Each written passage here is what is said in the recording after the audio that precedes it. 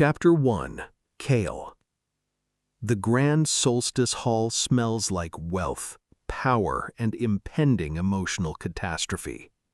Polished marble, expensive cologne, champagne, fresh lilies overflowing from silver vases taller than me, and underneath it all, threaded through the air like something warm and dangerous, the scent of alphas. Too many alphas. It presses against my Omega instincts in relentless waves, all spice and smoke and dominance, reminding me exactly what tonight is.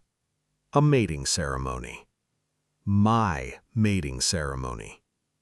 I adjust the sleeves of my ceremonial robes for the 5th time in 10 minutes.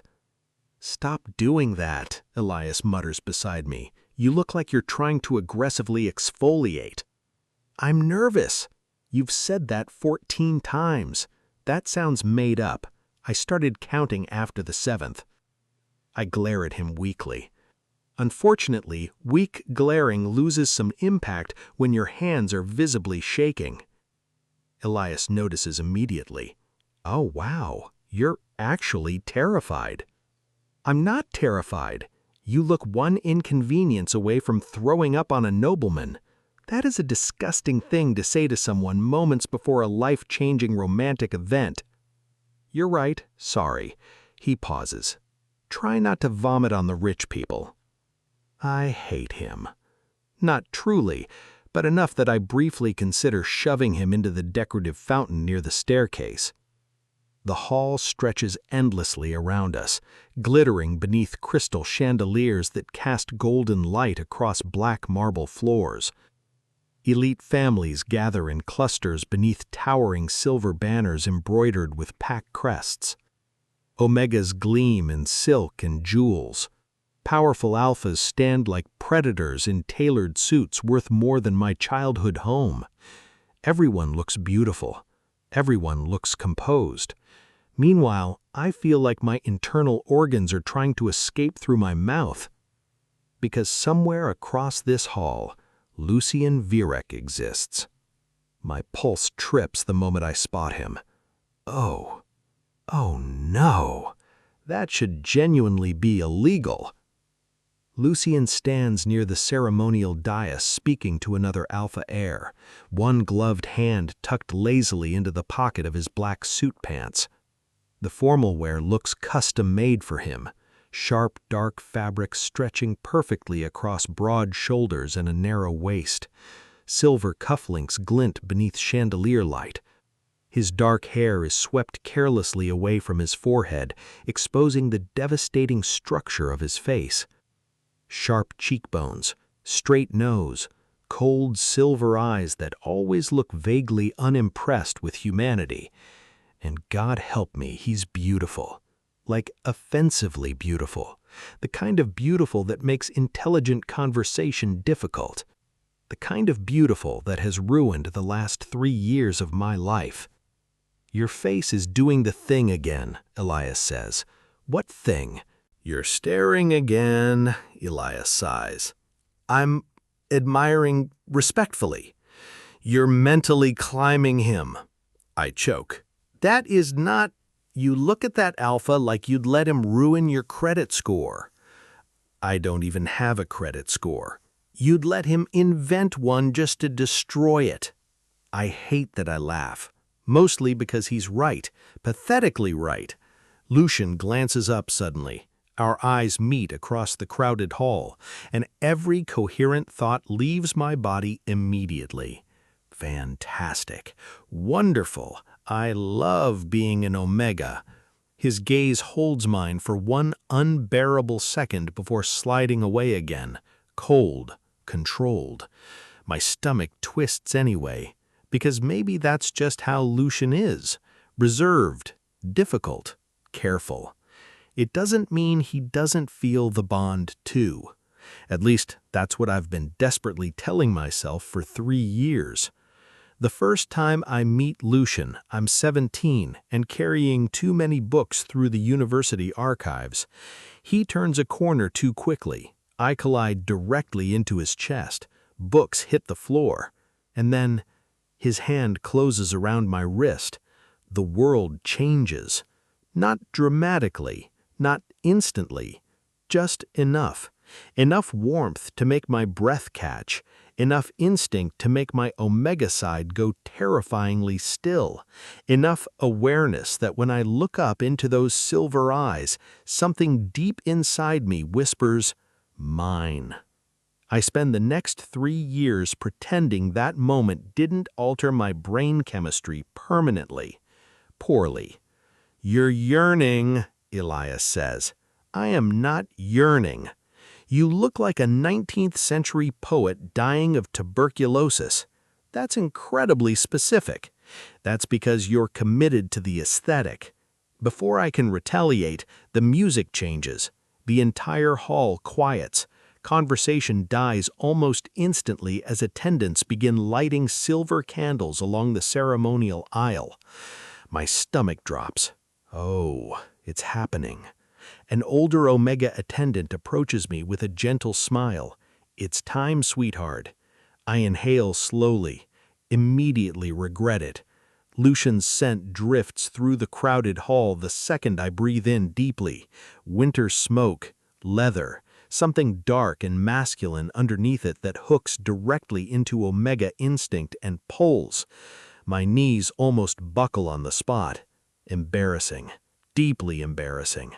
I start toward the aisle anyway. Every eye in the room follows me. The awareness crawls over my skin. Whispers move softly through the crowd as I pass. Is that him? They say the bond is unusually strong. Lucian waited years for this ceremony. I hope so. God, I hope so. My heart pounds harder with every step toward the dais. Then I reach him, and for one horrible second, I forget how to breathe again. Up close, Lucian is worse, much worse. Tall enough that I have to tilt my head slightly to meet his eyes. His scent surrounds me immediately, rich and overwhelming this close. The black suit hugs his body so perfectly I briefly lose the ability to think coherent thoughts, which is inconvenient during a sacred life event. His gaze settles on me, unreadable. "You're late," he says quietly. I blink, then stare at him. "You're greeting your fated mate by criticizing his punctuality? You were 32 seconds behind schedule." I gasp softly in outrage. "Oh my God!" "You're offended." "You counted?" "You were late." "That's insane behavior." "You're dramatic." "You're impossible." For one tiny second, something shifts at the corner of his mouth. Not quite a smile, but close. Warmth blooms stupidly fast in my chest. Elias was right. I am pathetic. The officiant steps forward before I can embarrass myself further. "Tonight," he begins smoothly, voice echoing through the massive hall, "we gather beneath witness of moon and pack to honor the sacred joining of fated souls." My pulse hammers harder. Lucian stands beside me in perfect stillness, close enough that our sleeves brush lightly. The tiny contact sends heat spiraling low in my stomach immediately. Oh, this is humiliating. The officiant continues speaking about bonds and destiny and sacred devotion, but I barely hear him, because Lucian is here. Because after years of distance and restraint and stolen glances across crowded university halls, this is finally happening.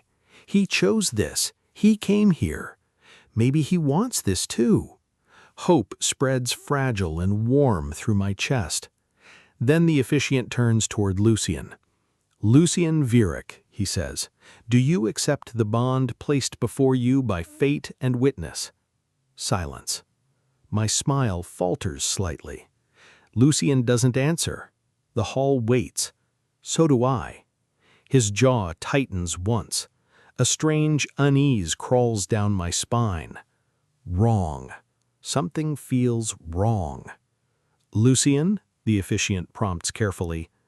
Lucian finally looks at me fully, and suddenly, I know. I know before he even speaks, Cold dread crashes through my body so violently my Omega instincts recoil. No, no, no, no. I refuse. The words hit like a blade straight through my chest. The hall disappears around me. Sound vanishes. For one horrifying second, all I can hear is the sharp ringing inside my skull. I stare at him, waiting for the correction, the explanation, the laugh. Instead, Lucien's silver gaze stays cold as winter. I reject this bond. My breath leaves me in a broken rush. Pain explodes through my chest instantly. Not emotional pain, physical, agonizing, like something inside me is cracking apart with bare hands. I sway hard enough that my vision blurs. Whispers erupt through the hall. Oh my God, he publicly rejected him. During the ceremony? Lucien steps back from me, actually steps back, like touching me is something he regrets. Humiliation crashes over me so violently I think it might kill me. Every person in this hall is watching me be discarded. Every alpha, every omega, every powerful family in the territory watching me stand here like a fool who loved too much. My throat burns painfully. I open my mouth. Nothing comes out. Because my Omega instincts are screaming now. Rejected, unwanted, unworthy. Lucien's expression never changes. This ceremony was arranged for political convenience, he says evenly. I will not bind myself to an Omega beneath my station. The words shatter something inside me completely. Beneath my station. The hall spins. I can't breathe. I can't. Kael, Elias says sharply somewhere behind me. Then another voice cuts through the chaos. Low, smooth, dangerously calm. If you don't want him. Heavy footsteps echo across marble floors. The entire hall goes still. I turn instinctively toward the voice and forget my own name for one staggering second. The alpha moving through the crowd is enormous, not just tall, powerful. Broad shoulders stretching beneath an immaculately tailored black suit, black gloves, dark hair falling slightly over piercing golden eyes that lock onto mine with terrifying focus. Dorian Kaelith, Lucien's rival, the most feared alpha in the Northern Territories. Beautiful in a completely different way. Not cold elegance like Lucien. Dorian looks dangerous. The kind of dangerous that drags instinct to attention immediately. My Omega side reacts before my brain does. Warmth curls traitorously low in my stomach despite the agony still tearing through my chest. Absolutely unbelievable. I'm moments from emotional collapse and apparently still capable of finding another alpha attractive. Dorian stops at the foot of the dais. His gaze flicks briefly toward Lucien. Pure contempt flashes across his face. Then he looks back at me, steady, intent, like he actually sees me, and says calmly, I'll take him instead. Chapter 2. Kael. The worst part is that I'm still standing here. I think public humiliation should come with the mercy of unconsciousness, a dramatic faint, temporary death, something. Instead, I remain painfully awake while my rejected mating ceremony dissolves into scandal around me. Excellent. Love that for me. The grand solstice hall buzzes with whispers sharp enough to skin flesh from bone. Hundreds of eyes remain fixed on me while pain tears through my chest in violent waves, the rejected bond still splintering somewhere deep inside my Omega instincts. It hurts. God, it hurts. I can barely breathe around it. And standing at the foot of the dais like he personally walked out of an alpha fantasy designed to ruin my emotional stability, Dorian Kaelith watches me. If he has no place at your side, he says calmly, he has one at mine. Gasps ripple instantly through the hall, because everyone here knows exactly who Dorian is. Lucian's greatest rival. The Alpha who has spent years tearing business contracts, territory negotiations, and political alliances from under the Vyric family with terrifying precision. Lucian's expression hardens immediately. "There is no place for your interference here, Kaelith." Dorian finally looks at him fully and smiles. Oh, that smile is deeply concerning. Not warm, not kind. The kind of smile powerful men wear before destroying something expensive. "You lost the right to decide that," Dorian replies smoothly, "about 30 seconds ago."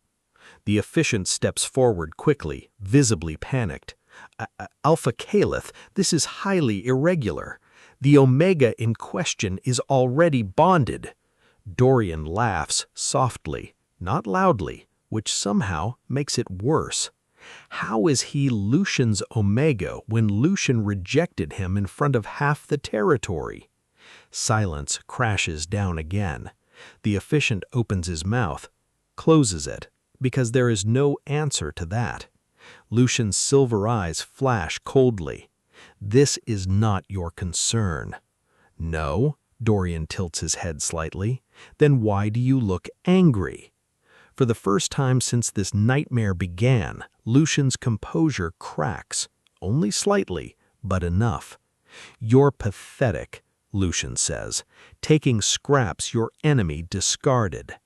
The words hit harder than they should. Scraps. My throat tightens painfully. Dorian, however, looks entirely unbothered.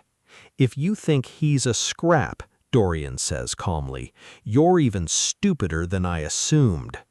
The hall goes dead silent. I think several nobles stop breathing, because nobody speaks to Lucian Vyric publicly. Nobody. Lucian steps forward slowly. Danger radiates off him instantly. "You've always enjoyed stealing what belongs to me." Dorian's golden eyes flick toward me briefly. Something unreadable moves through his expression. Then, "You made it very clear he doesn't belong to you." My vision blurs suddenly, not from the room, from tears. Fantastic. I'm crying now, in public, in front of every elite family in the territory. This evening truly finds innovative new ways to ruin my life. I turn my face slightly, trying desperately to breathe through the humiliation clawing up my throat. Then warm fingers touch my dac. I flinch instinctively. Dorian has moved beside me without me noticing. His large hand presses firmly between my shoulder blades, rubbing slow circles through the thin ceremonial fabric. Grounding, steady. The simple touch nearly destroys me completely. Because Lucian would never do this. Never. Not publicly. Not where anyone could see softness. Dorian's scent settles around me immediately. Dark amber, smoke, expensive leather, something overwhelmingly alpha beneath it that wraps around my distressed Omega instincts and quiets the sharpest edges of panic almost instantly. My shaking eases slightly before I can stop it. Dorian notices. "Breathe," he says quietly. "The worst part? I obey, because his voice sounds steady enough to borrow. Humiliating, deeply humiliating, but the pain in my chest is so vicious now that I would probably obey anyone speaking gently to me." A sharp voice cuts through the tension. "Well," a woman says coolly, "there must be something wrong with him." Lucian's mother. Of course. Lady Vyric stands near the front of the crowd, draped in silver silk and diamonds, elegant in the way wealthy people often are when being cruel publicly. Her gaze sweeps over me dismissively. "If Lucian rejected the bond," she continues smoothly, "the Omega is likely defective in some way." The words hit like another slap across the face. Defective. Around us, whispers intensify immediately. Perhaps the compatibility failed. I heard unstable Omegas can... No wonder Lucian refused. My stomach twists violently. No, I say immediately, voice cracking horribly. That's not... Emotion closes painfully around my throat before I can finish. Dorian does it for me. If he's flawed, I still want him. The room stills again. His hand never leaves my back. Lady Vyrick looks almost amused. How noble. No, Dorian replies, just honest. Lucian scoffs softly. You're embarrassing yourself. Dorian finally turns fully toward him, and suddenly the temperature in the hall seems to drop 10 degrees. Interesting, he says mildly. I was just thinking the same thing about you. Lucian's jaw tightens. They stare at each other like two apex predators deciding whether murder is socially appropriate at a mating ceremony. I don't understand any of this.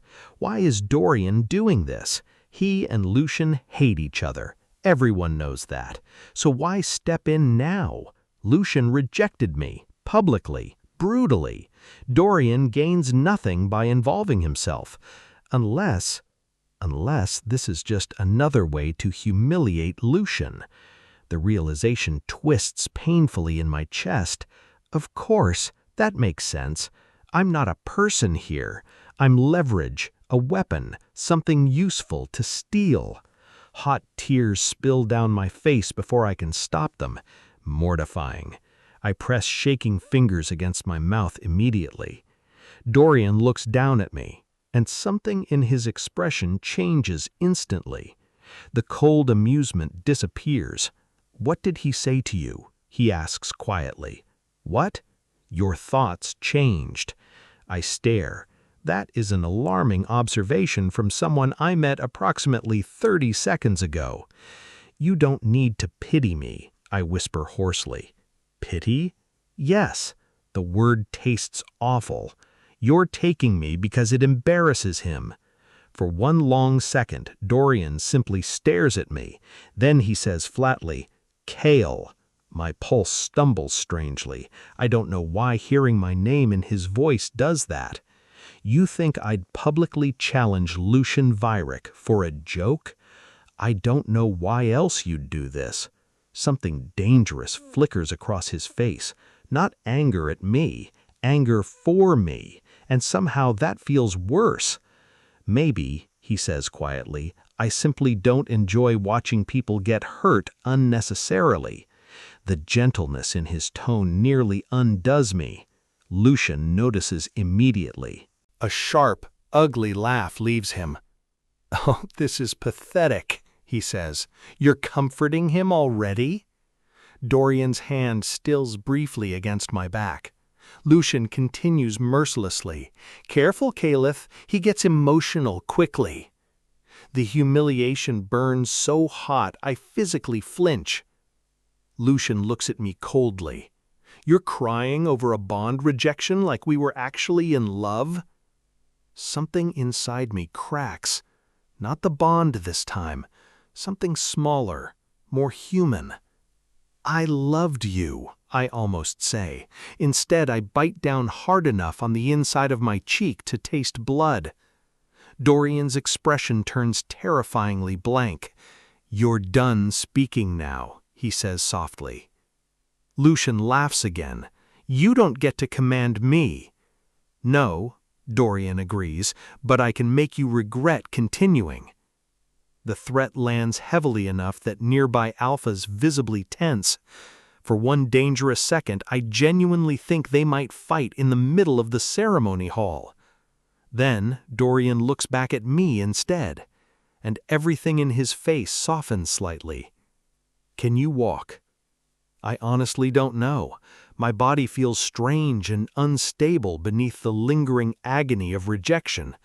But staying here another second might actually kill me, so I nod weakly. Dorian immediately offers me his hand, large, steady, warm beneath black leather gloves. The entire hall watches, waiting, judging. I hesitate only briefly before placing my trembling hand in his. The second his fingers close around mine, another wave of scent wraps around me. Smoke, amber, safety. My Omega instincts react instantly. Not desire, not yet, just relief. Dorian helps me carefully down from the dais, like he's worried I might collapse, which, to be fair, remains a strong possibility. The whispers swell louder as we pass through the crowd. Is he seriously leaving with Kaelith? This will destroy negotiations between the families. Lucian looks furious. I don't look back at him. I can't. If I see his face again tonight, I might genuinely stop functioning. The cool night air hits my skin sharply once we step outside the hall. I inhale shakily. My chest still aches horribly. Dorian keeps a firm hand at my back, guiding me down the marble staircase toward a sleek black car waiting near the curb. The driver opens the door immediately. I stop, because suddenly this feels real, terrifyingly real. I look up at Dorian finally. Golden eyes meet mine steadily beneath the city lights. "Why are you doing this?" I ask quietly. For the first time all night, Dorian hesitates. Then he says, "Because someone should." And somehow that answer hurts more than everything else combined. Fresh tears blur my vision immediately. Wonderful. I'm emotionally unstable and deeply attracted to dangerous alphas with unresolved savior complexes. Dorian sighs softly, not annoyed, almost concerned. Then he guides me carefully into the back seat. The door shuts behind us with a heavy click. Silence fills the car instantly except for my uneven breathing. Outside, the Grand Solstice Hall glows gold against the dark city skyline. Inside, Dorian's scent surrounds me completely now. Grounding, warm, overwhelming. The car pulls away from the curb, and through blurred vision, I watch the city lights streak past the tinted windows, while a stranger takes me somewhere unknown. The bed is so soft, I initially assume I'm dead. That seems reasonable. Public humiliation, emotional devastation, bond rejection, mysterious alpha abduction. Death feels like the natural next step. I lie perfectly still for several seconds, staring at an unfamiliar ceiling painted in muted charcoal and gold, while my brain slowly reconnects to consciousness. Then the pain in my chest reminds me I'm unfortunately alive. Oh, right. Lucian rejected me. The memory crashes back instantly. The ceremony hall, the whispers, scraps, used goods. My stomach twists violently enough that I squeeze my eyes shut again. Excellent. Love starting the morning with psychological damage. The bed beneath me is enormous. The sheets feel impossibly soft against my skin, cool silk sliding over bare arms when I move slightly. The air smells unfamiliar too. Smoke, dark amber, Dorian. My pulse trips stupidly fast, which is deeply annoying considering I spent last night crying over another alpha. I sit up slowly and immediately realize two horrifying things. First, I'm wearing clothes that are not mine. Second, they are extremely comfortable. The black sleep shirt hanging loosely off one shoulder is made of fabric soft enough to make me emotional. Dark lounge pants rest low on my hips, fitted comfortably without restricting movement. Rich people genuinely live like this. No wonder they're insufferable.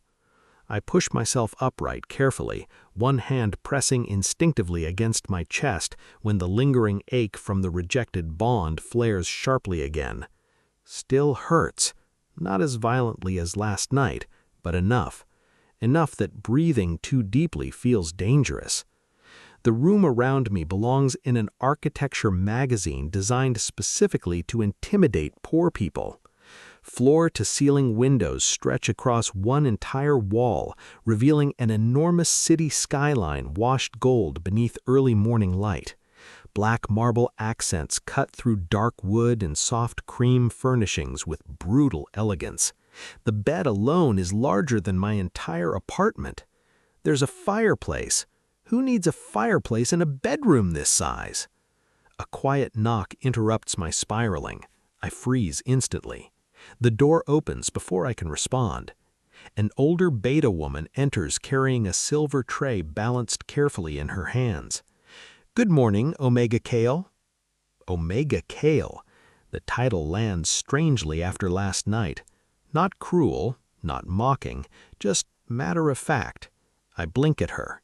She smiles gently. "Alpha Kaelith instructed us not to disturb you until you woke naturally." Us. Plural. I suddenly become aware there are probably dozens of staff members somewhere in this terrifying mansion. Oh God, I've been kidnapped by organized rich people. The woman crosses the room gracefully and places the tray near the bed. Tea, fresh fruit, pastries, enough breakfast options to feed a moderately wealthy family. My stomach growls instantly. Traitor. "You may call me Mira," she says kindly. "If you need anything, there is staff available at all hours." I stare at her carefully, waiting for judgment, pity, curiosity. Instead, she simply adjusts the tray slightly straighter because apparently rich people employ staff specifically trained to maintain emotional composure around disasters. "Where is—" I hesitate briefly. "Alpha Kaelith?" "Working." The answer comes smoothly, practiced. "Interesting. When will he return?" "I'm afraid I don't know." That sounds suspiciously like a polite lie. Before I can investigate further, Mira gestures lightly toward another door across the room. "Your belongings have been arranged in the dressing suite." Dressing suite. That is not a real phrase, surely. After she leaves, I stare at the closed door for several seconds before forcing myself out of bed. The carpet beneath my feet feels softer than my self-respect. The dressing suite turns out to be a walk-in wardrobe larger than my entire apartment. I actually stop in the doorway. "No," I whisper automatically, "because this cannot be real." Rows of perfectly tailored clothing line dark shelves beneath soft recessed lighting, sweaters, jackets, formal wear, casual clothes folded with terrifying precision, shoes. There's an entire glass case containing watches that probably cost more than my education. A small folded note rests atop one of the shelves. "For your comfort, -DK." I stare at the initials for an embarrassingly long time, then immediately become suspicious. This is how rich alphas lure omegas into pyramid schemes, through cashmere. I opened another door. Bathroom. Of course, the bathroom is also ridiculous. Black marble counters, rainfall shower, bathtub large enough to drown emotionally in. Luxury skincare products arranged beside folded towels. I pick up a tiny glass bottle. It smells expensive. Everything here smells expensive. Even the air feels wealthy. An hour later, I stand barefoot on the private balcony wrapped in a soft charcoal sweater that definitely costs more than my previous monthly rent. The city sprawls endlessly below me. Glass towers, silver bridges, morning traffic winding through streets far beneath the estate built high above the skyline. Dorian's home sits at the edge of the upper district, overlooking the entire city like something powerful enough to own it, which, unfortunately, Dorian probably does. The wind brushes coolly against my face. For the first time since the ceremony, the silence around me feels real enough to think inside. Lucian rejected me. The thought hurts less this morning, not because the wound is gone, because exhaustion has dulled the sharpest edges. I rest my arms against the balcony railing and exhale slowly. What now? The question hangs heavily in my chest. I can't return home yet. News of the rejection will already be everywhere. Social feeds, political gossip, pack circles. People love public humiliation when it happens to someone else. And Dorian, I still don't understand Dorian. Why intervene at all? He barely knows me. We exchanged maybe 6 sentences before he publicly claimed me in front of half the territory. Which brings me to another deeply alarming problem: the claiming. My Omega instincts still react every time I remember his hand on my back, his scent wrapping around me, the quiet steadiness in his voice. Dangerous, very dangerous, because comfort feels suspiciously close to attachment, and attachment got me publicly destroyed yesterday. I spend most of the afternoon wandering the estate because apparently anxiety becomes less overwhelming when accompanied by obscene architecture. The mansion is vast, quiet, almost eerily so. Dark, polished floors stretch endlessly through modern hallways lined with abstract art and enormous windows overlooking the city. Every room feels curated with terrifying precision, minimalist, elegant, cold, like someone built an empire and forgot to make it feel lived in afterward. Staff members move silently through the estate with smooth efficiency, and every single one treats me respectfully. No strange looks, no whispered judgment, no awkward pity, which honestly feels more unsettling than open hostility. By evening, I discover 3 additional horrifying developments. 1, someone has stocked the library with books I actually enjoy. 2, the kitchen staff somehow learns my favorite tea after hearing me mention it once. 3, a new phone appears beside the bed without explanation. I stare at it suspiciously. This feels less like hospitality and more like being adopted by a terrifyingly competent alpha. Days pass strangely after that. Dorian remains absent, always working, always unavailable, always somewhere else. But evidence of him appears constantly. New clothes folded neatly in the wardrobe, a winter coat after the temperature drops unexpectedly, books left on tables I happen to sit near, tea prepared exactly the way I like it, soft blankets appearing wherever I fall asleep. None of it makes sense, because Dorian himself barely appears, and when he does, it's brief, a glimpse of broad shoulders disappearing down another hallway late at night, the distant sound of his voice taking calls behind closed office doors, dark suits, golden eyes, smoke and amber scent lingering briefly in rooms after he leaves them, then gone again, like he's haunting his own house. On the 4th night, I find myself standing alone on the balcony again, wearing another sweater that definitely belongs to him. The city glows below me beneath cold rain, beautiful, distant, lonely. I clutch the sleeves tighter around me and stare into the skyline. Why claim me just to leave me alone? The question settles heavily inside my chest. Because this mansion is warm, beautiful, safe, but safety without connection starts feeling strangely hollow after a while.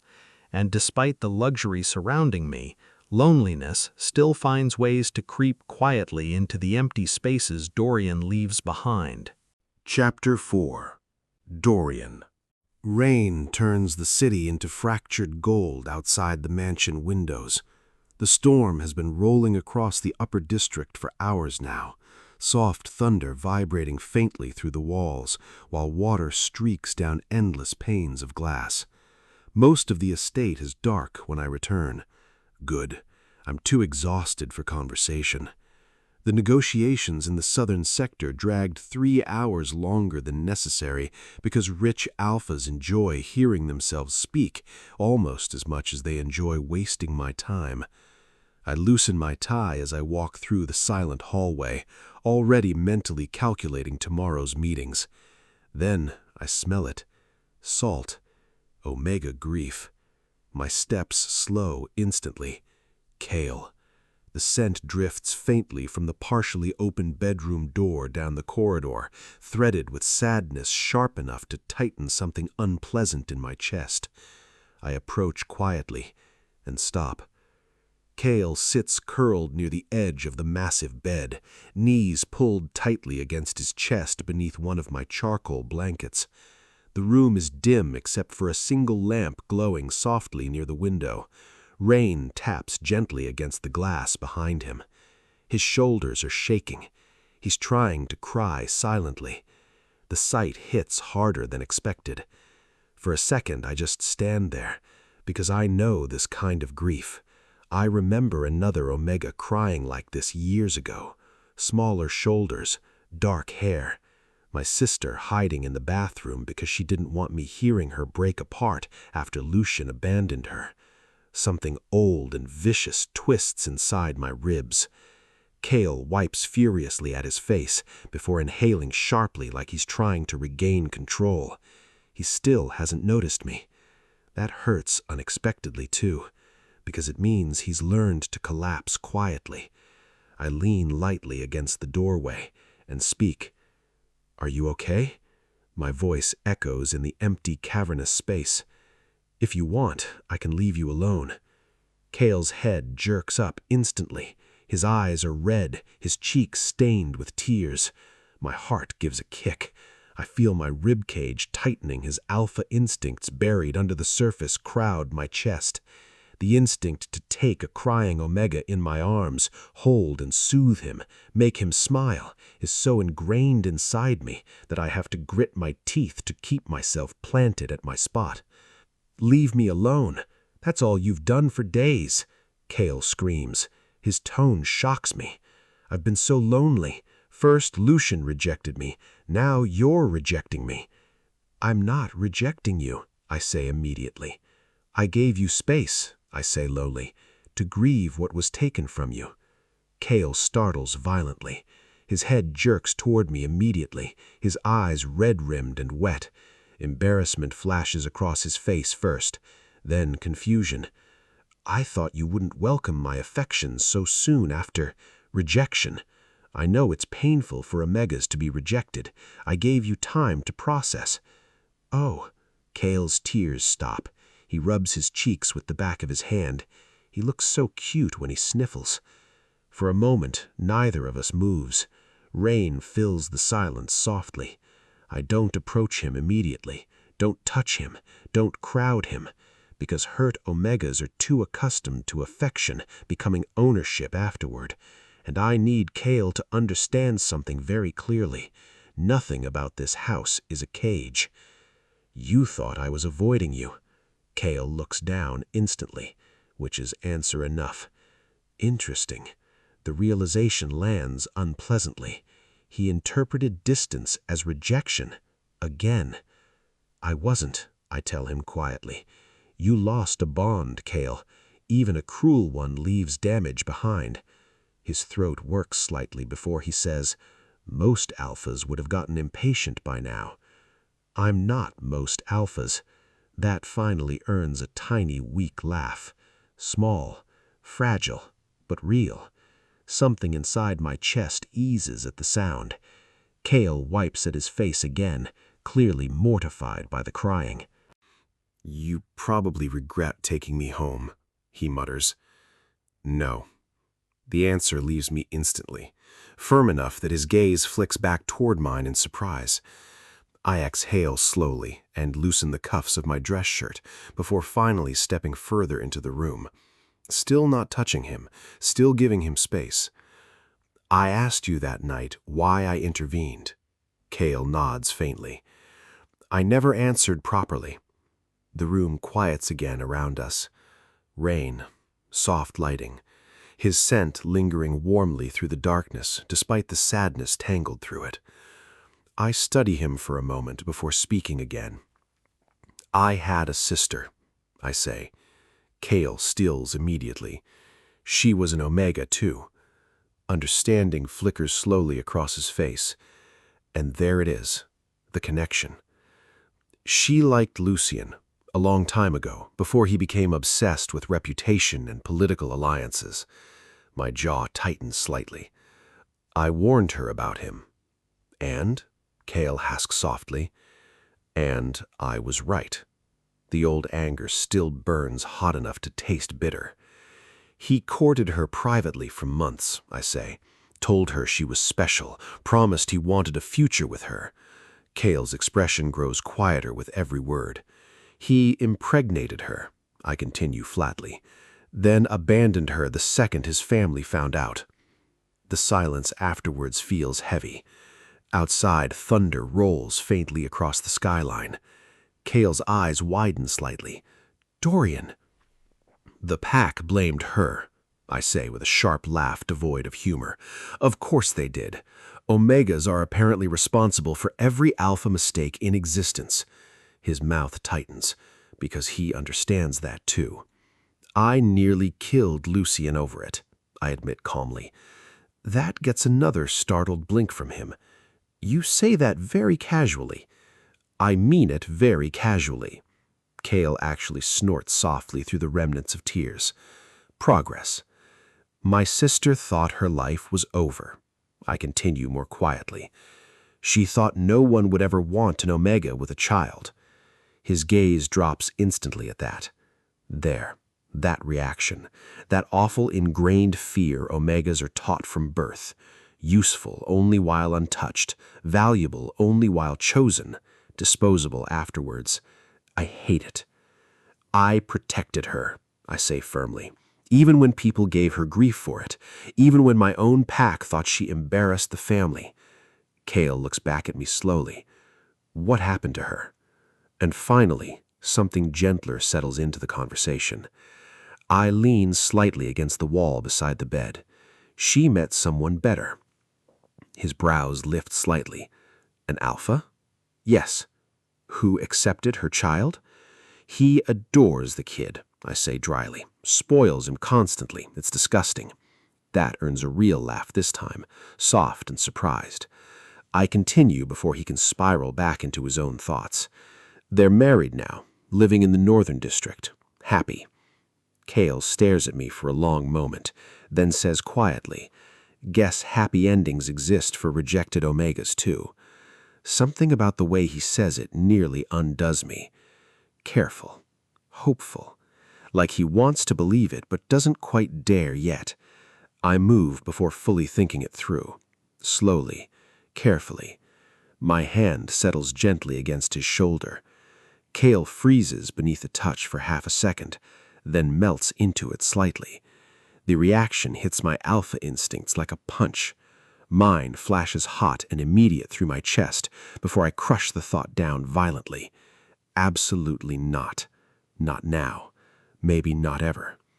He was wrong about you, I say quietly. His lashes lower. You don't know me well enough to say that. I know enough. I let my thumb brush lightly once against his shoulder through the blanket. You are not broken, I tell him steadily. You are not used goods, and you are certainly not beneath anyone. His eyes shine again immediately. Damn it. He's going to make me murder Lucian after all. You can stay here as long as you want, and when you're ready, I'll help you start over. Kael blinks up at me. What do you mean? A new life, I say simply. A new job, if you want one. A fresh start somewhere away from all this. His expression shifts slowly from shock to something softer, overwhelmed. Why are you being so kind to me? He whispers. Because your scent called to me from the moment I saw you. Because watching you cry in that hall made something vicious and protective tear open inside me. Because your eyes looked devastated and I couldn't leave you there. Instead, I say, kindness isn't meant to be earned. The silence afterwards feels strangely intimate. Kael stares at me for several long seconds, then suddenly moves. He throws his arms around me so abruptly I barely catch myself before stumbling. Oh. My entire body locks instantly. Kael presses close against my chest, face tucked near my neck while his breathing shakes softly. And the contact. Christ. Skin. Warm omega scent. Softness. My instincts surge so violently it almost feels physical. Protect. Hold. Keep. I wrap my arms around him automatically, carefully at first, then tighter when he melts fully against me with a quiet, broken exhale. "Sorry," he whispers shakily. His fingers clutch slightly at the fabric of my shirt. "You don't need to apologize." Kael turns his face slightly against my throat and inhales. The tiny motion sends heat straight through my spine. "Your scent is really comforting," he admits softly. "Can I stay like this for a little while?" My alpha practically snarls yes before my brain catches up. "Of course." I pull him closer instinctively. One hand slides slowly up and down his back beneath the blanket in calming strokes. Kael makes the softest sound. Relief. Trust. The scent of it floods the room immediately. And suddenly I understand exactly why I reacted to him at the ceremony. It wasn't only sympathy, though that was part of it. No, Kael's scent affects me in a way Omega scents normally don't. Warm rain, soft amber, something sweet beneath grief and loneliness that sinks directly beneath my skin. At the ceremony, it called to me. Now it wraps around my instincts completely. My hand keeps moving slowly along his back, and something dangerous starts happening. Because touching him no longer feels merely protective. It feels intoxicating. I become acutely aware of the softness beneath my palms, the warm line of his throat inches from my mouth, the way he instinctively presses closer every time I tighten my hold. My alpha wants more. Not sex, not yet. Something deeper. To scent him properly. Taste him. Claim him. The thought shocked me hard enough that I go still briefly. Careful. Kael is vulnerable, recovering, and despite the public claim, that does not mean he welcomes my affections. I force myself to breathe evenly. Patience. Whatever this becomes, if it becomes anything, must happen on Kael's terms, not mine. Slowly, Kael lifts his head. His eyes meet mine, and something shifts between us quietly. Because for the first time since I brought him here, he's looking at me differently. Not with confusion, not suspicion, affection, longing. Trust beginning to bloom carefully beneath the grief. The sight hits me harder than it should, and suddenly holding Kael in my arms feels far more dangerous than standing across from Lucian Vierick ever has. Chapter 5. Kael. I develop a serious dependency on Dorian Kaelith approximately 4 days after he lets me cry into his chest for an hour. This feels medically relevant, because before that night I merely found him intimidatingly attractive and emotionally confusing.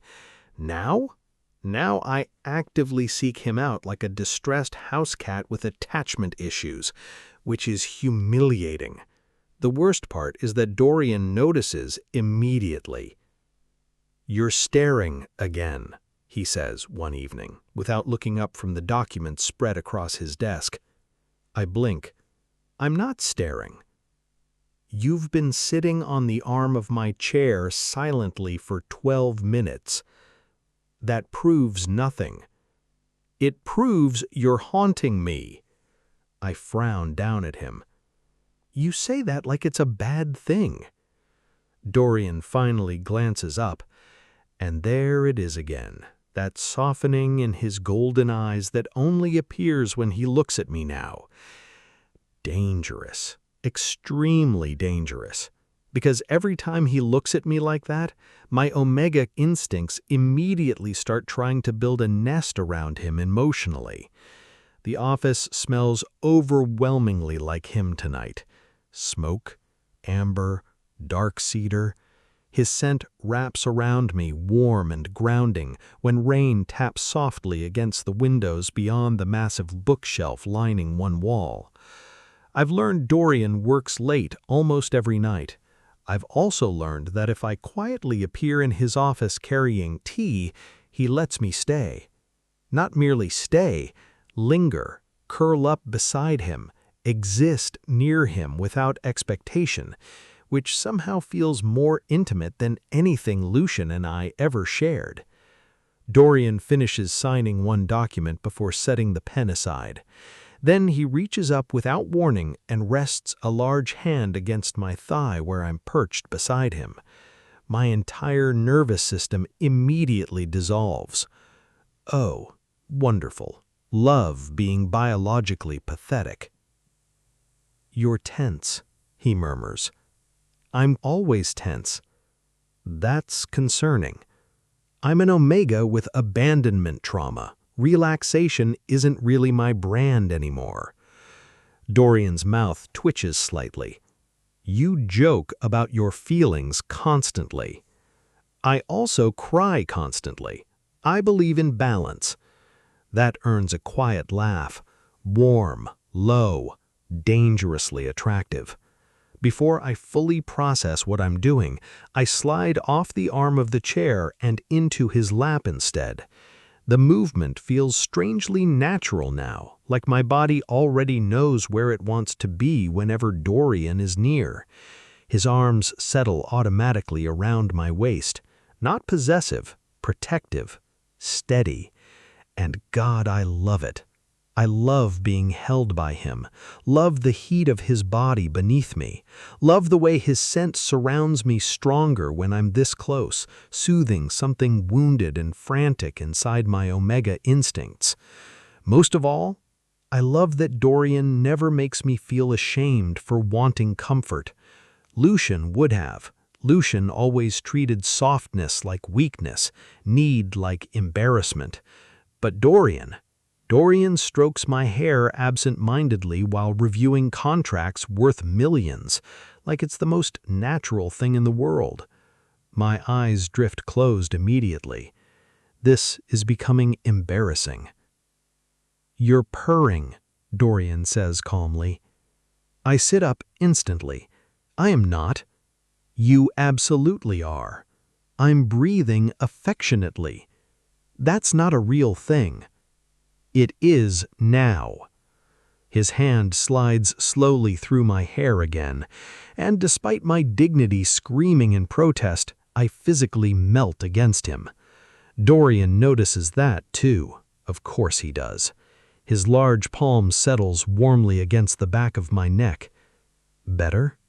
I hate how quickly I answer. "Yes." The word escapes almost painfully soft. Something flickers across his face then. Not smugness. Something quieter. Fonder. My pulse stumbles traitorously. This is bad. I'm developing real feelings for the terrifying alpha who rescued me from public humiliation. Objectively, this is the beginning of a psychological case study. Dorian continues reviewing paperwork while I sit curled comfortably against his chest, pretending not to enjoy domestic intimacy far too much. "What exactly do you do all day?" I ask eventually. Dorian glances down briefly. "Currently, listening to you overanalyze breathing." "I'm serious." "So am I." I pinch his arm lightly.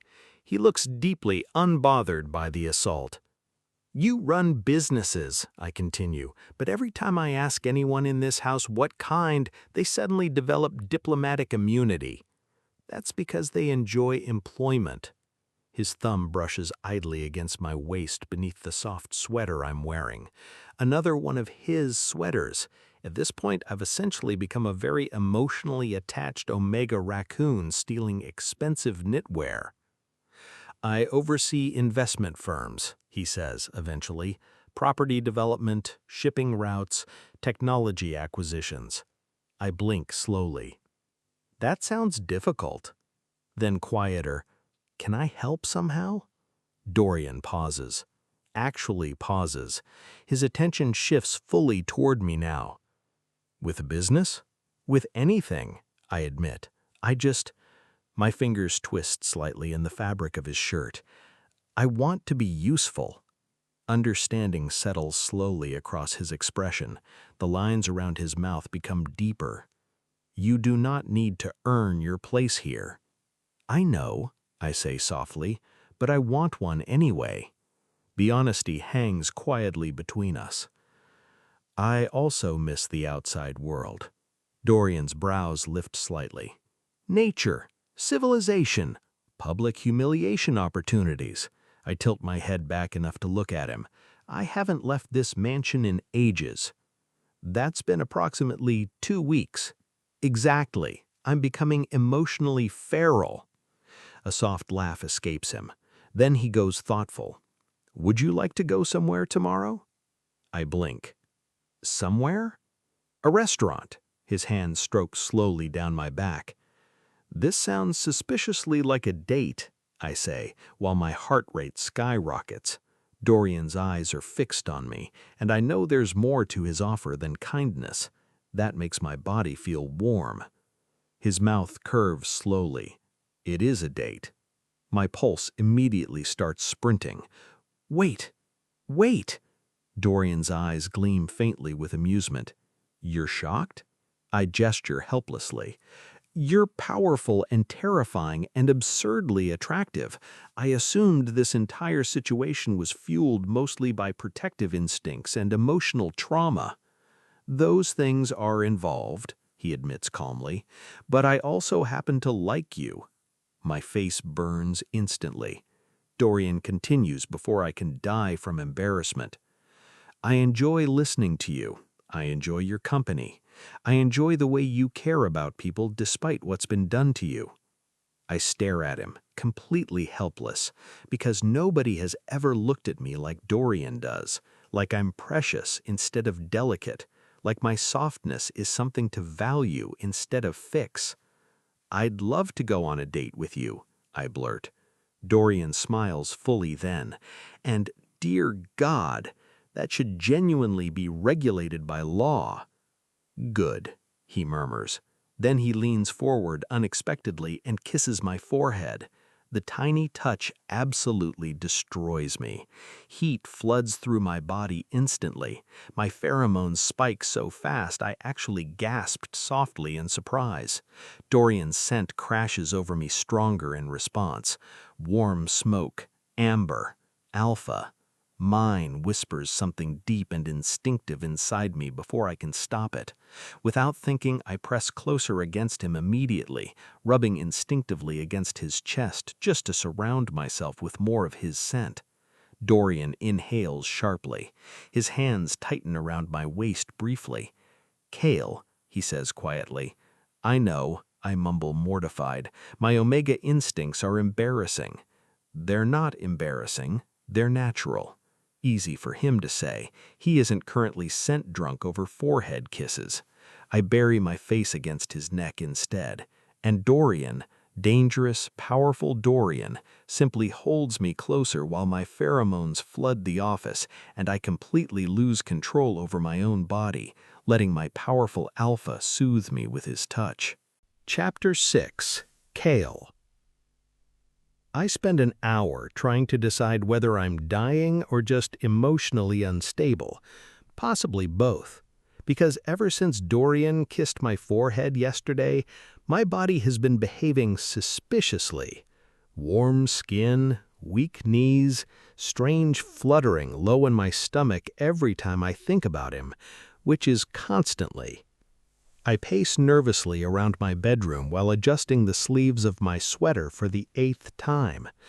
No, not sweater. Outfit. Date outfit. God. I'm going on a date with Dorian Kaelith. The realization still feels faintly surreal and terrifying. Because what if I disappoint him? Dorian is elegant, powerful, sophisticated. Meanwhile, I'm standing in front of a mirror having an existential crisis because my Omega instincts keep insisting I should wear softer colors to attract my alpha. Traitors. Absolute traitors. I settle for black trousers and a fitted charcoal turtleneck that Mira helped me choose earlier. The fabric clings enough to make me look prettier than I usually do, or at least less emotionally breakable, hopefully. My stomach twists sharply. I pause immediately. Ow.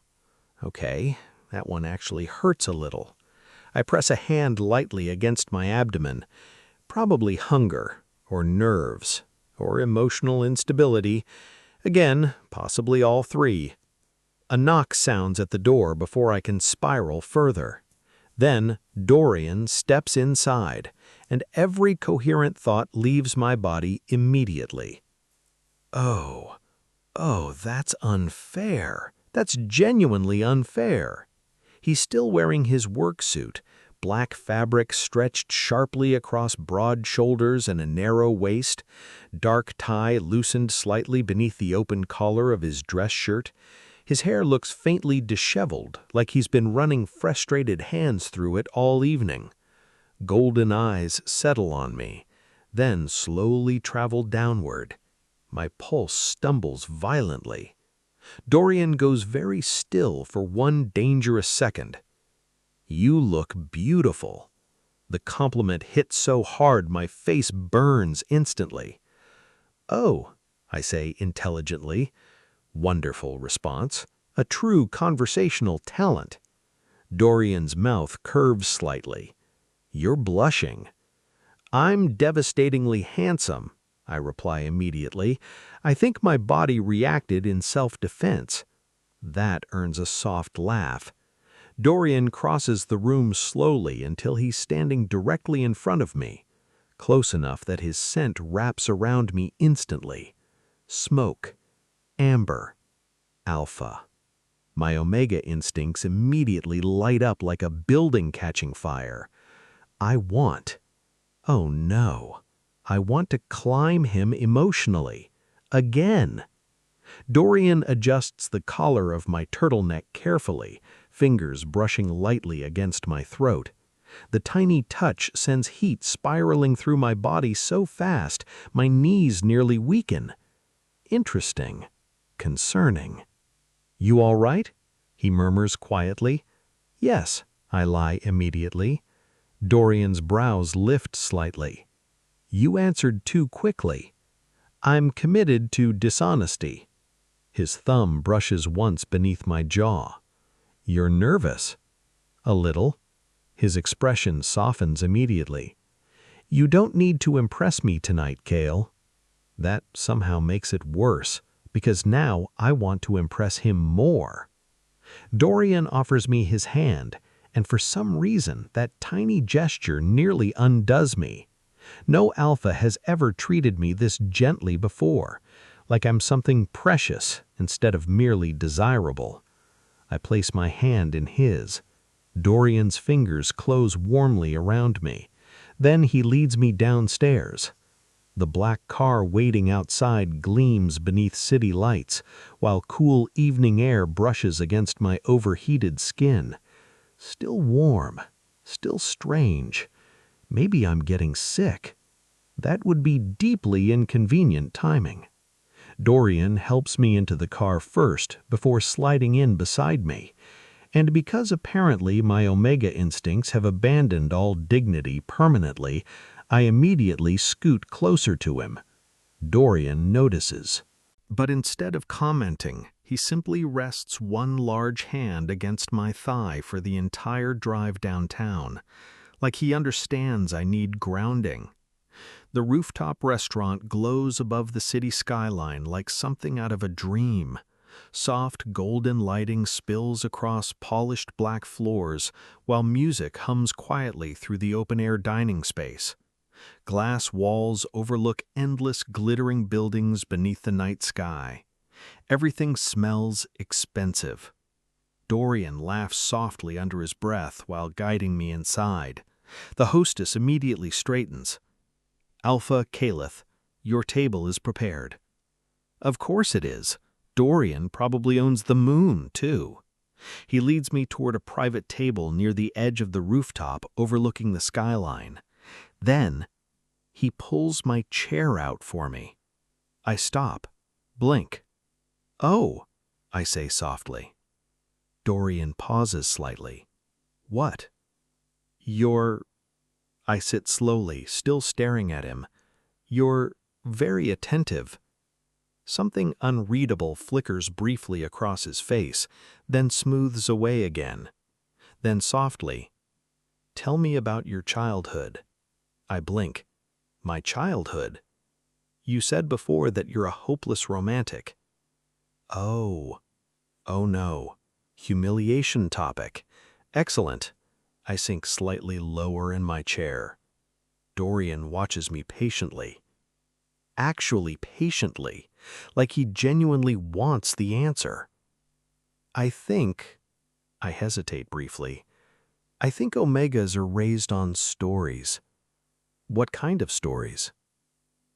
I glance down at my hands. "Stories about love, mates, soul bonds, devotion." I laugh weakly. "Fairy tales, basically." Dorian stays quiet, listening, not interrupting. "That was probably my downfall," I admit softly. "I always build illusions around alphas. I think they'll become the Prince Charming of my story." The city lights blur faintly beyond the glass walls. And then, "I'm usually wrong." The words leave quieter than intended. Dorian reaches across the table immediately. His large hand settles gently over mine. Warm. Steady. "That isn't your fault." I blink up at him. "My optimism?" "Yes." His thumb brushes lightly across my knuckles. "Believing in love is not a flaw, Kael." Something painful tightens unexpectedly in my chest. "I picked the wrong people." "That's also not a flaw." His golden gaze holds mine steadily. "You remained soft in a world that rewards cruelty. I think that says something good about you." Heat rushes instantly into my face. God, nobody should be allowed to speak to Omegas like this. It causes emotional damage. "You're amazing," I whisper before I can stop myself. Dorian stills slightly. "I mean it," I continue quickly. "You're kind and patient and—" My throat tightens faintly. "I feel lucky to be here with you tonight." For one quiet second, Dorian just looks at me, which is fortunate because my body suddenly feels strange again. Sharp cramps twist low in my stomach hard enough that I nearly flinched. Ow! I hide it quickly by reaching for my water. Probably hunger. Definitely hunger. Dorian notices anyway. Of course he does. "You all right?" "Yes," I say immediately. Too quickly, again. Dorian's eyes narrow slightly, but I force myself to smile. I'm just starving. That part, at least, is true. The first bite of food nearly makes me emotional. "Oh my God," I whisper. Dorian watches me carefully. "You like it?" "I would commit crimes for this pasta." That's reassuring. I'm serious. I'd become dangerous. His mouth curves slowly, and suddenly we're laughing quietly together while city lights shimmer around us. The conversation flows strangely easily afterward. I tease him about his terrifying business reputation. He informs me I'm dramatically overestimating his villainy. "You threatened a councilman last week. He was annoying. That's not legal justification." "It should be." I laugh again, soft, real, and suddenly I realize something. I haven't thought about Lucian once tonight, not once. The realization hits hard enough that I go still briefly. Dorian notices immediately. "What?" I stare at him quietly, then admit, "You made me laugh again." Something shifts in his expression instantly. Softer, warmer. The restaurant noise fades strangely around us. "I forgot about him tonight," I whisper. Dorian's hand tightens gently over mine. "You deserve to." The eye contact lingers too long afterward, or maybe not long enough, because suddenly I'm painfully aware of everything. The warmth of Dorian's hand, the deep sound of his voice, the way his scent wraps around me stronger every time he leans closer. Need crashes through me so sharply my breath catches. My stomach twists again, harder this time. Not pain exactly, ache, longing. My skin feels unbearably hot now, too hot. Dorian's expression changes instantly. The warmth leaves his face, replaced with something tense, sharp. Kael. The way he says my name sends heat flooding through my entire body. My breathing feels strange suddenly. I don't feel very good. Dorian goes completely still, then inhales sharply. Oh no, no. Dorian's jaw tightens. You're going into heat. Horror crashes through me instantly. No, the word comes out broken.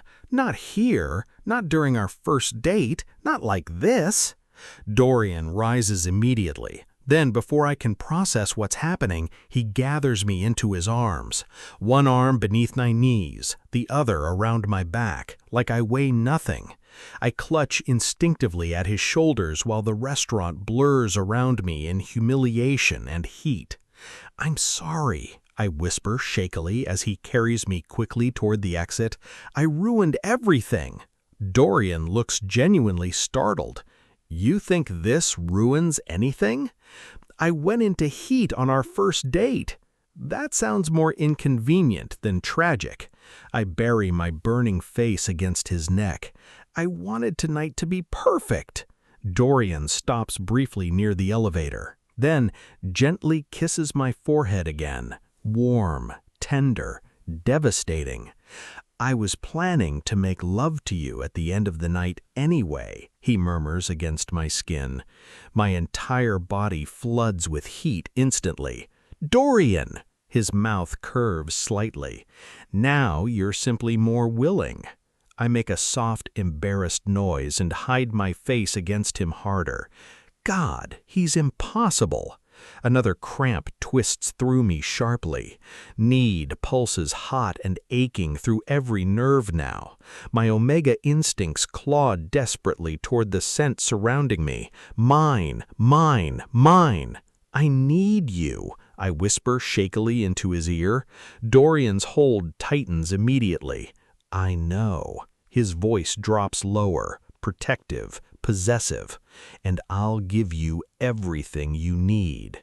The words wrap around me warmer than the heat itself. I relax against him instantly despite the aching cramps still writhing through my body, because my alpha has me, and somewhere between the rooftop skyline and Dorian's arms, I realize I trust him enough to fall apart completely. Chapter 7. Dorian. By the time we reach the mansion, I'm barely thinking coherently. Kael's pheromones fill the car so thickly it feels like breathing him directly into my bloodstream. Warm amber, honeyed omega sweetness. Need. Every instinct inside me is sharpened raw by it. Protect. Touch. Claim. Mine.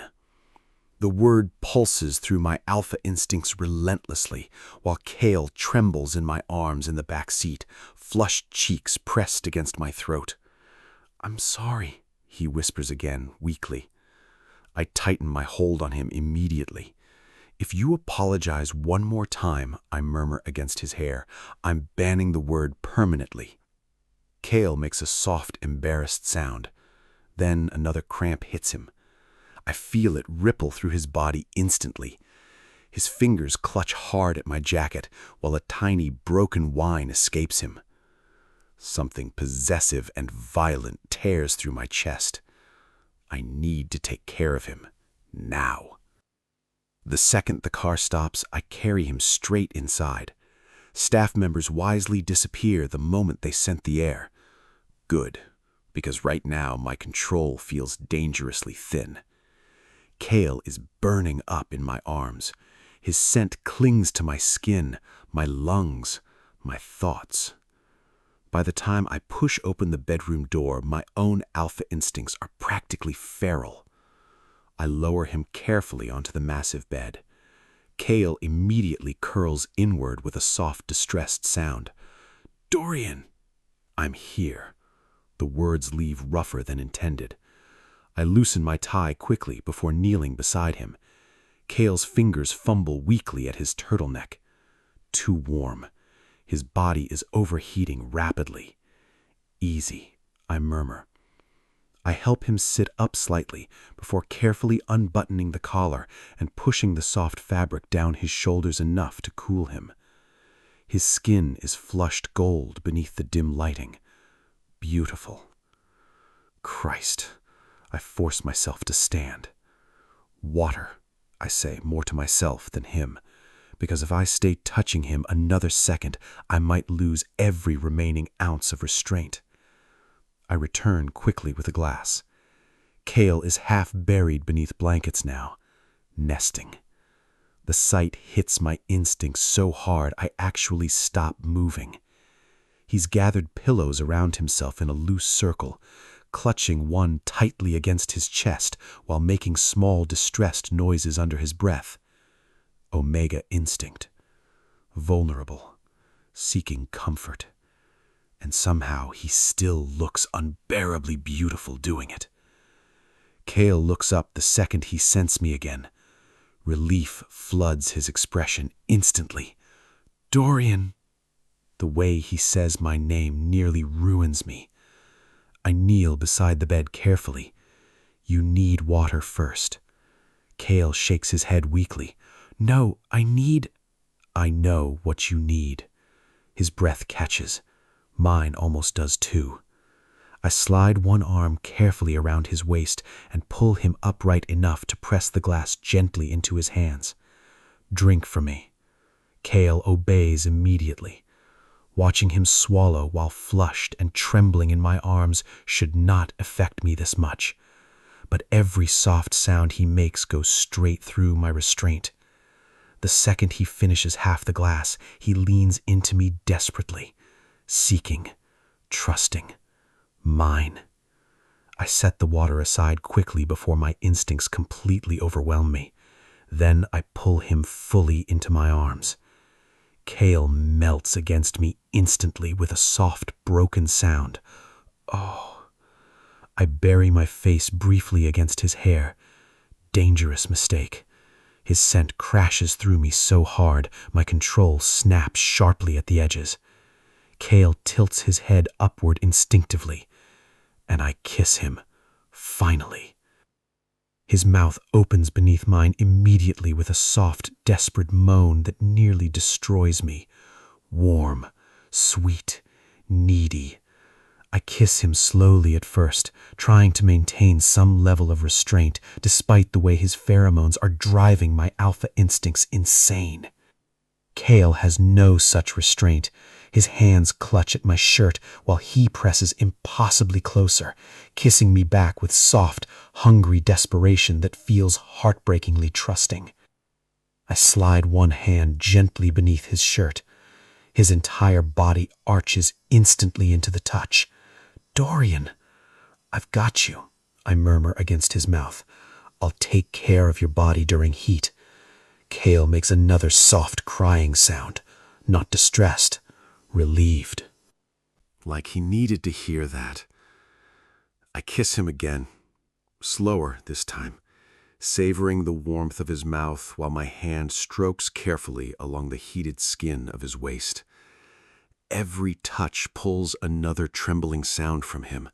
Every sound drags me closer to losing control completely, but I force myself to stay gentle, patient. Kael deserves tenderness, not instinct-driven desperation. Eventually, I pull back just enough to rest my forehead against his. His breathing shakes softly between us. "I need you," he whispers again. My chest aches violently. I know. I pull him down against the pillows carefully, surrounding him with blankets and warmth before climbing beside him. Kael immediately curls into my body instinctively. His nose brushes lightly against my throat while he breathes in my scent deeply. Comforted. Safe. The realization hits me hard enough to hurt.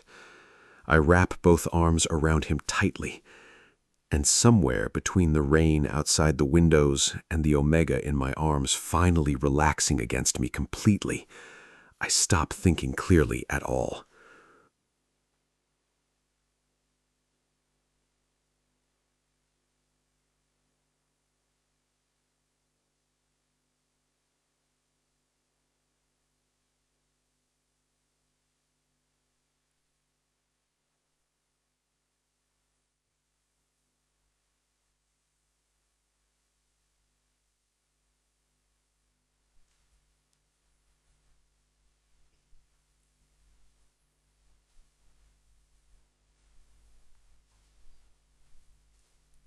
Like he needed to hear that.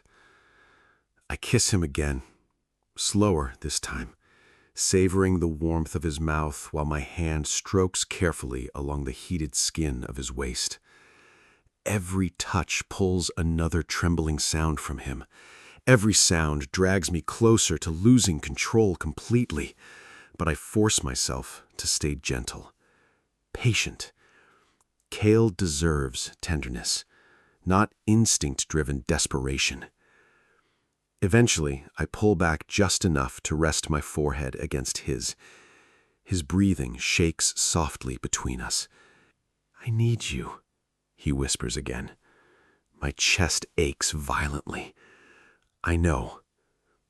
I pull him down against the pillows carefully, surrounding him with blankets and warmth before climbing beside him. Kael immediately curls into my body instinctively. His nose brushes lightly against my throat while he breathes in my scent deeply. Comforted. Safe. The realization hits me hard enough to hurt. I wrap both arms around him tightly, and somewhere between the rain outside the windows and the Omega in my arms finally relaxing against me completely, I stop thinking clearly at all. That sounds like accountability avoidance. That sounds like victim blaming. I sit up carefully, still holding him loosely against me. "You need breakfast." Kael immediately flops dramatically back against the pillows. "No. You're weak from heat.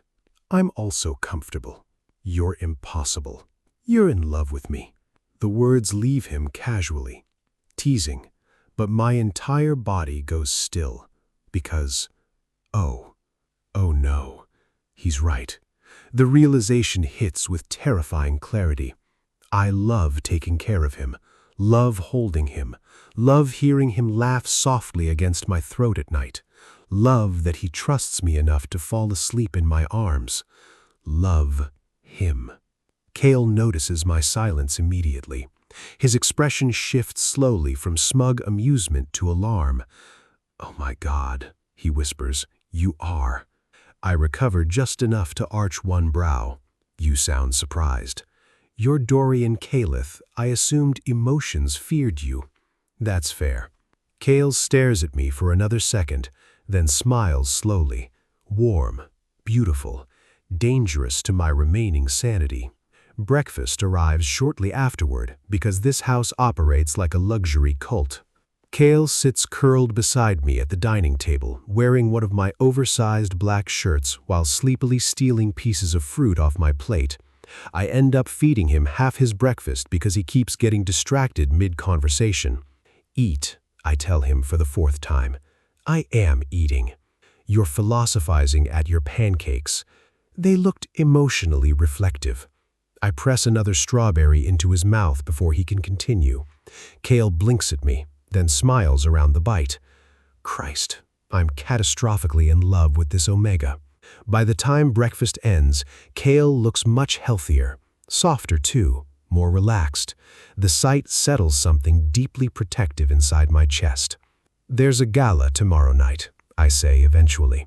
Kael looks up immediately. "A gala?" "Yes." "That sounds expensive." "It is." That sounds terrifying. Also true. Kael laughs softly, then pauses when he notices I'm watching him carefully. Would you come with me? He blinks. To the gala? Yes, as my partner. Silence. Kael stares at me like I've just handed him the moon personally. Your partner, he repeats softly. I nod once. Warmth floods his entire face instantly, and suddenly he looks so happy it almost hurts to witness. I'd love to, he whispers. Something inside my chest settles permanently at the sound. Chapter 8. Kael. I decide approximately 30 seconds after arriving at the gala that wealthy people are emotionally exhausting. Everything sparkles. The ballroom stretches endlessly beneath enormous crystal chandeliers while live music drifts softly through the crowd. Alphas in tailored suits cluster around politicians and investors, speaking in low voices about markets and territory contracts. Omegas glitter in silk and jewels beneath warm golden light. Everyone here looks polished enough to belong in a luxury magazine. Meanwhile, I'm trying not to have a psychological relapse near the champagne tower. "You're overthinking again," Dorian murmurs beside me. I glance up at him immediately. Big mistake, because Dorian in formal wear should honestly qualify as public endangerment. His black suit fits perfectly, sharp dark fabric hugging broad shoulders and a lean waist, while silver cufflinks glint beneath ballroom lights. His dark hair is swept back tonight, exposing the full devastating impact of his face. And somehow, he still looks at me like I'm the prettiest thing in the room, which is deeply distracting. "I'm not overthinking," I lie. "You've adjusted your sleeves 6 times. That sounds fake. I counted. You counting things is becoming psychologically threatening." Dorian's mouth curves slightly. Warmth blooms instantly in my chest. God, I'm gone for this alpha. Completely gone. Dorian's hand settles against my lower back as we move deeper into the ballroom together. Not possessive, grounding, steady. Like he knows crowds like this still make me nervous. Which, unfortunately, they do. Because the moment people recognize me, the whispering starts. "Isn't that the Omega Lucian rejected? I heard Kaelith took him home immediately after. Replacement Omega. Poor thing." The words slide coldly beneath my skin despite everything. My stomach tightens painfully. Not as bad as before, but enough. Enough to remind me humiliation leaves scars even after healing starts. I keep my expression neutral anyway, or attempt to. Dorian notices instantly. Of course he does. His hand stills briefly against my back. Then the atmosphere around him changes. It's subtle at first, a shift in posture, a quiet stillness. But every alpha nearby notices immediately. The conversation around us begins dying one voice at a time, because Dorian Kaelith suddenly feels dangerous. The group whispering nearest us goes silent the second his golden eyes settle on them. Cold, sharp, terrifyingly calm. "He stands beside me," Dorian says softly. The room stills further. "Choose your next words carefully." No shouting, no dramatic threat, which somehow makes it infinitely worse.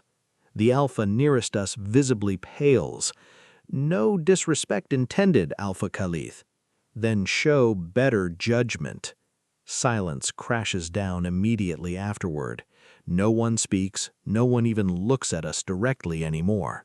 Dorian turns back towards me like he didn't just terrify half the ballroom into spiritual paralysis. "You all right?" The concern in his voice nearly undoes me, because he didn't defend me to show dominance. He defended me because someone hurt me. And suddenly I understand something. Being claimed by Dorian Kaelith feels completely different than anything I imagined. Not ownership, protection, choice, Like standing beside him means someone will finally fight for me too. Emotion tightens inexorably in my chest. "I'm okay," I say softly. Dorian studies me for another second. Then his thumb brushes lightly against the small of my back. Warm, comforting. Without thinking, I shift slightly closer to him. Instinctive, automatic. Dorian notices immediately. His eyes soften. Dangerous, very dangerous for my emotional stability. The evening continues after that in strange waves of conversation and introductions. Dorian keeps me close beside him the entire time, not controlling, intentional, and every person who approaches us speaks to me respectfully afterward. Funny how basic manners suddenly appear when Dorian looks capable of ruining lives professionally. At one point, an older Omega with kind eyes touches my arm lightly and says, "It's good seeing you smiling again, sweetheart." The words catch me off guard enough that I blink. Smiling? I hadn't even realized I was. Dorian notices that too. Of course he does. His gaze lingers on me quietly for several seconds afterward, like my happiness matters to him, which still feels terrifyingly precious. Eventually, though, the crowd begins exhausting me. Too many voices, too many scents, too much pretending. Dorian seems to sense it before I even say anything. "You're getting overwhelmed." I exhale softly, a little. Without hesitation, Dorian sets down his untouched champagne glass. "Come with me." I blink up at him. Where are we going? Somewhere better. That sounds vaguely threatening when he says it. Still, I let him lead me out of the ballroom willingly, because at this point I would probably follow Dorian into active danger if he asked politely enough. The mansion hosting the gala has an enormous private garden hidden behind the main ballroom. The noise fades almost instantly once we step outside. Oh, this is nice. Soft lanterns glow along stone pathways winding through hedges and flowering trees, while fountains murmur quietly somewhere deeper in the garden. Cool evening air brushes against my overheated skin gently. No crowds, no staring, no whispers, just silence. Dorian walks beside me slowly, hands tucked loosely into his pockets, while moonlight catches silver along the sharp lines of his suit. Everything feels softer out here, quieter, safer. For a while, neither of us speaks, and somehow the silence doesn't feel uncomfortable at all. I glance toward him eventually. "You hate events like this too, don't you?" Dorian snorts softly. "They're useful." That wasn't my question. His mouth twitches slightly. "No, I don't enjoy them." "Why not?" "Too many powerful people pretending they're civilized." I laughed quietly. "That's the most alpha thing you've ever said." "I've said worse." "That's true." The conversation drifts easily after that. Small things, comfortable things. I told him one of the politicians inside looked like he moisturizes with tears of subordinates. Dorian nearly smiles, nearly. Then the quiet settles warmly between us again. I glance at him after a moment. "Can I ask you something?" "You usually do regardless." "That's fair." I hesitate briefly before asking more softly. "Did you really plan to let me leave eventually?" Dorian goes quiet beside me. The fountain murmurs softly somewhere nearby. "Yes," he says finally. The answer surprises me more than it should. "You did?" "I intended to help you recover, find work, build a life away from Lucien." His gaze shifts briefly toward me. "I didn't plan to," pauses slightly, "keep you emotionally." Something vulnerable twists unexpectedly in my chest. "But?" Dorian's eyes meet mine fully now, golden in the lantern light, steady, dangerously honest. "But you stayed, and I started hoping that you'll never leave." The words land softly between us, and suddenly I can't breathe properly again. Not from pain this time, something warmer, more frightening. Because I stayed too, and I want to stay, because I feel like I belong next to him. I'm not staying because I had nowhere else to go anymore, because somewhere along the way, Dorian started feeling like home. We continue walking slowly after that, closer now, near enough that our shoulders brush occasionally beneath the lantern glow. At some point, our hands touch lightly, accidental, barely there. Neither of us pulls away, and somehow that tiny contact feels more intimate than anything else tonight. Chapter 9. Kael. I should have known the universe wouldn't let me have one peaceful romantic moment without consequences, because apparently happiness summons Lucian Virak like some kind of emotionally constipated demon. Dorian and I are still walking through the lantern-lit garden when it happens. Our hands brush again, then stay together this time. Warm fingers sliding naturally between mine, while soft fountain water murmurs somewhere nearby. My chest feels strangely light, safe. And then, well, this is pathetic. Every muscle in my body locks instantly. No, that voice, cold dread slides sharply down my spine before I even turn around. Lucian steps from the shadows near the stone pathway, silver eyes fixed on me with an intensity that immediately ruins the softness of the evening. I stiffen automatically. My hand tightens around Dorian's instinctively. Dorian's grip closes firmly around mine in return, grounding, steady. But irritation burns hotter than fear now, because of course Lucian ruins this too. Of course he couldn't leave me alone for one evening. I exhale slowly through my nose, then flatly, "What do you want?" Lucian's gaze flicks toward our joined hands. Something ugly flashes briefly across his face. Jealousy. The realization hits me unexpectedly hard. Oh, wow. He actually is jealous. For a second, I almost laugh, because standing here now, looking at him beneath the lantern light, I suddenly see him clearly for the first time in years. Not beautiful, not tragic, just lonely. A bitter alpha so obsessed with power and image that he destroyed every soft thing offered him because he didn't know how to love anyone properly. And now he wants it back because someone else taught me what love should actually feel like. Pathetic. Lucian's silver gaze settles back onto me. You disappeared. I blink slowly. That tends to happen after public humiliation. His jaw tightens. Interesting. Maybe hearing the truth out loud bothers him now. Good. You should have contacted me. I stare at him, actually stare, then laugh softly in disbelief. Dorian goes very still beside me, not tense, watchful, careful, like he's waiting to see what I want. The realization settles warmly in my chest immediately. Even now, Dorian is giving me the choice. Lucian notices it too, and hates it. You've been hiding behind Kaelith long enough, he says sharply. We need to talk. Dorian's expression doesn't change, but the air around him cools noticeably. Before he can respond, I speak first. No.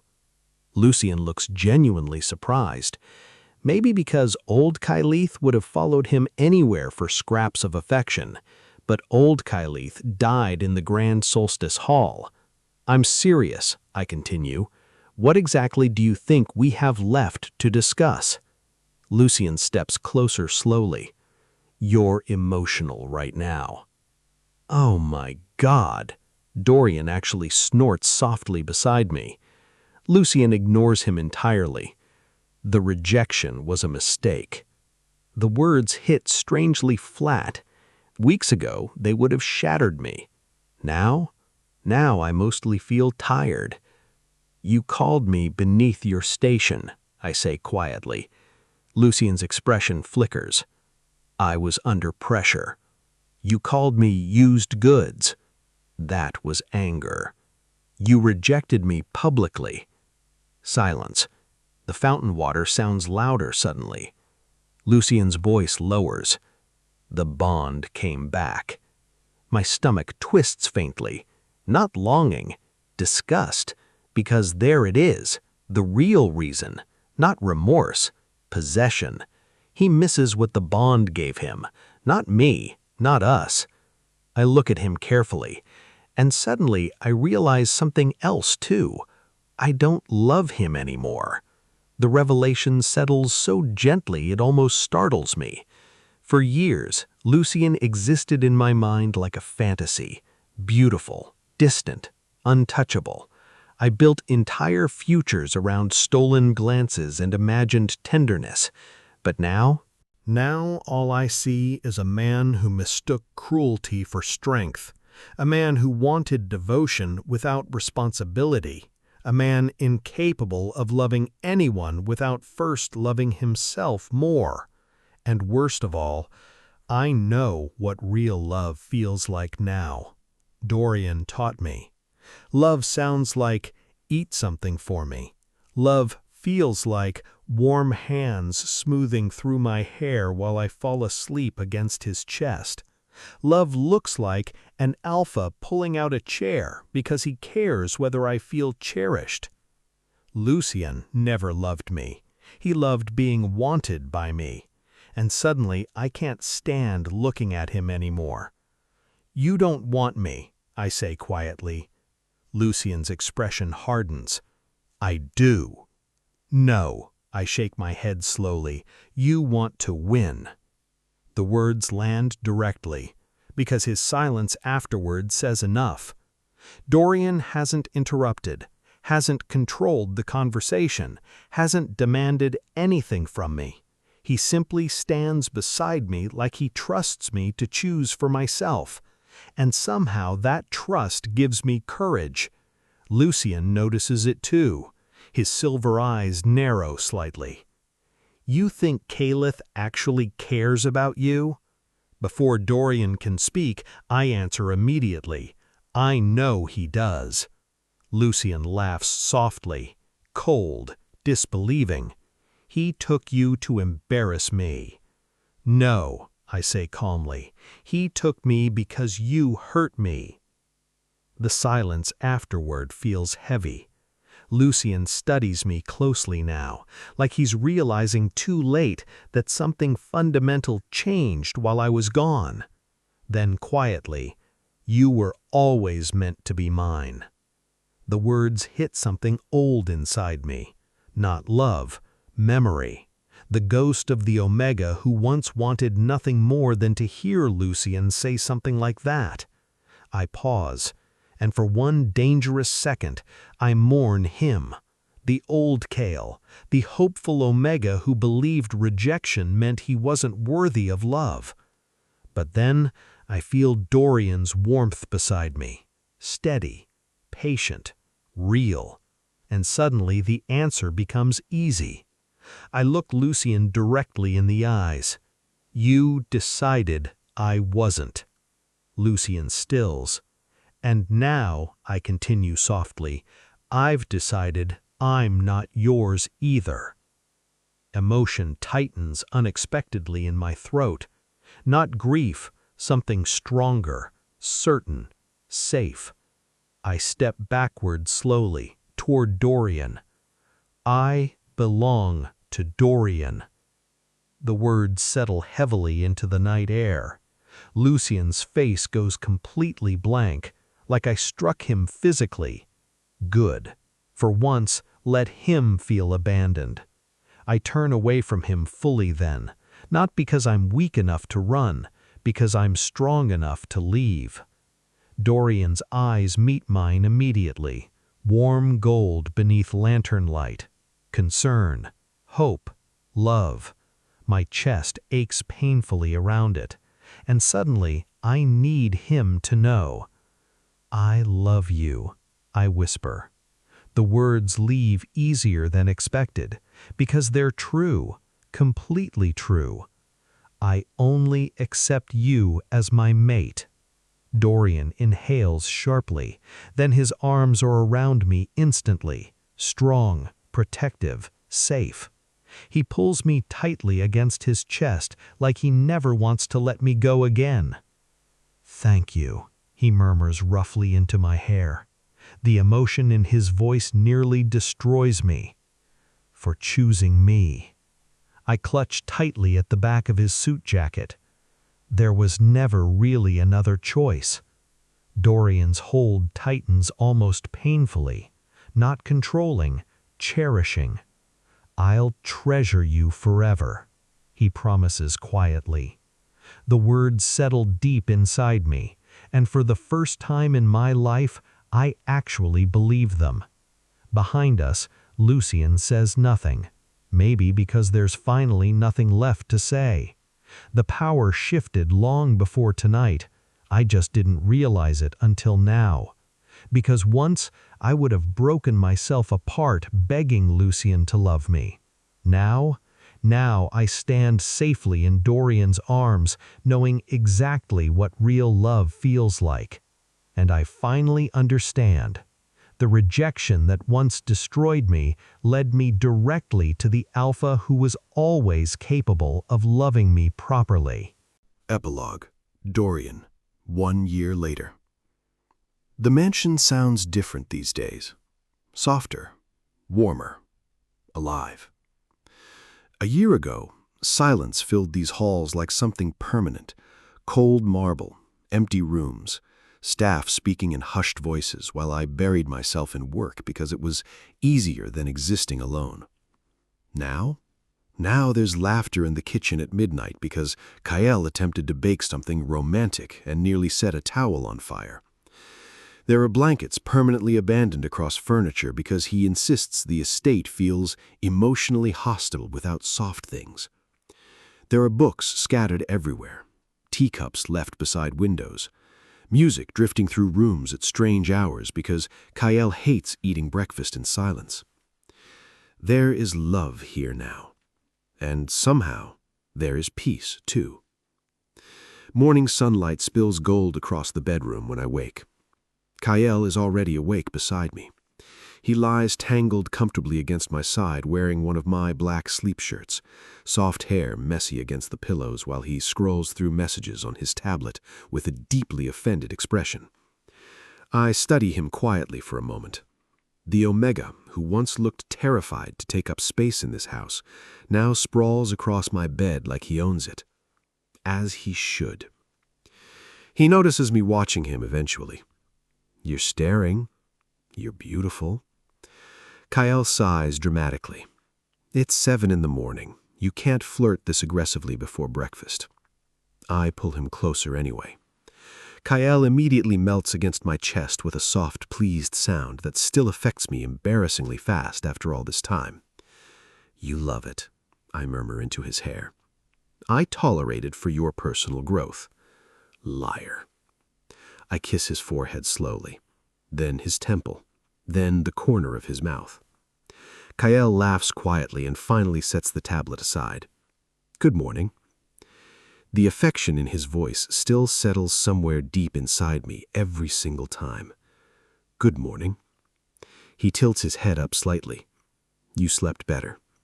"I always sleep better with you here." Kael's cheeks turn faintly pink even now. Interesting.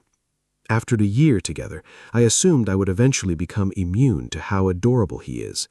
Unfortunately, the opposite happened.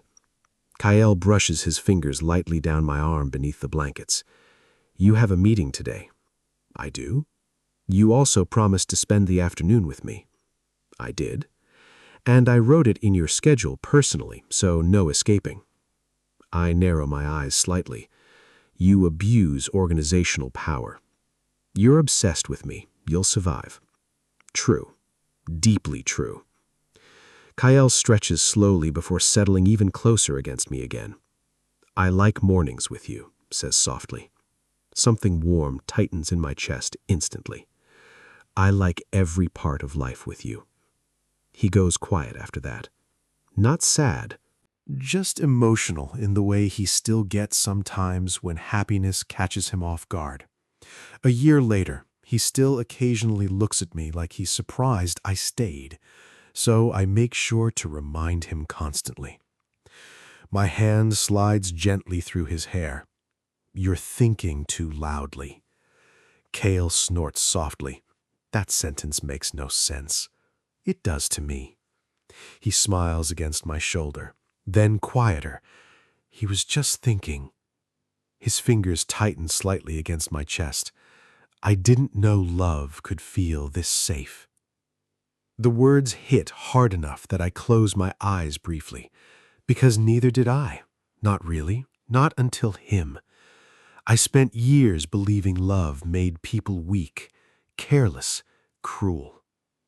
Then Kael walked into my life trembling and heartbroken, and somehow taught me that tenderness could be strength too. That being needed didn't have to feel like a burden. That home could be another person. I tip his chin upward gently. You made this place feel alive again. Kael's expression softens immediately.